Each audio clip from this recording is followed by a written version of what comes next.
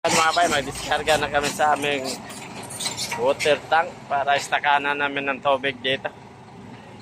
So yung long arm na yung gagamitin, ganito yung aming i-discarga dito. Dalawa yung i-discarga, no. So, long arm na yung gagamitin dyan mga kabits.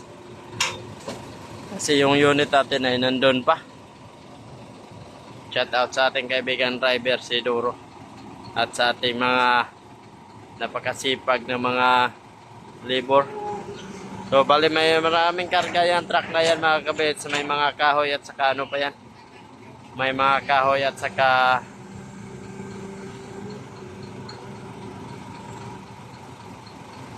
ayun, o sana hindi maputol kasi tie wire lang yung ginamit nila dyan mga kabits.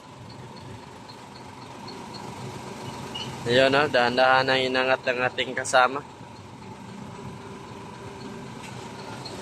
Ayan, siguro parang maputol ata yan. Ayan, naangat na. So hindi rin naputol yung ano, tie wire na ginawa. Bale nakadoble yung tie wire kasi.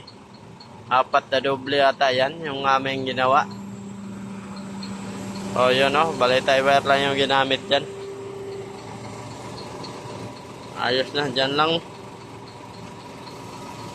yan nilagay muna bago na yun ayusin mamaya.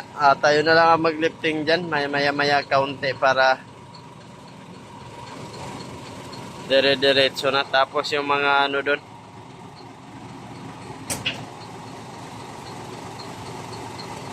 tapos yung mga kahoy at saka plywood doon na sa kabila yung aming area namin tinatrabawan kasi gawin namin yung mga ano, kubo ba, yung ano, tambayanan ng mga tao doon. So para may matambayan yung ating foreman at saka engineer na rin doon mga kabits. Alright, so yung pangalawa, at kailangan talaga yan ingat-ingat lang dahil maraming ano dyan, maraming pako.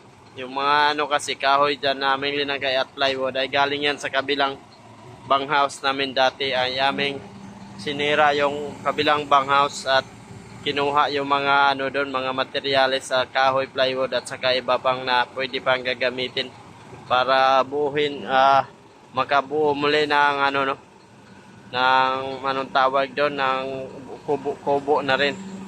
So yan ang pangalawang tangke ay kanya nang inangat. So dahan-dahan lang at may ayun, no, so naangat na.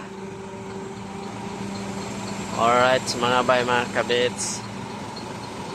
So nilapitan ng ating kaibigan driver ng dump truck para kunin na rin yung lubid niya. Ayan, binili naman namin yan ng lubid dati kanina para pagpaakyat, dahil yung pagpaakyat namin dyan galing doon ay mano-mano lang. So yun, natapos na at hanggang dito lang ang ating video. Maraming salamat po sa lahat. Hanggang dito lang ating video. So hanggang sa muli, I love you all, babu.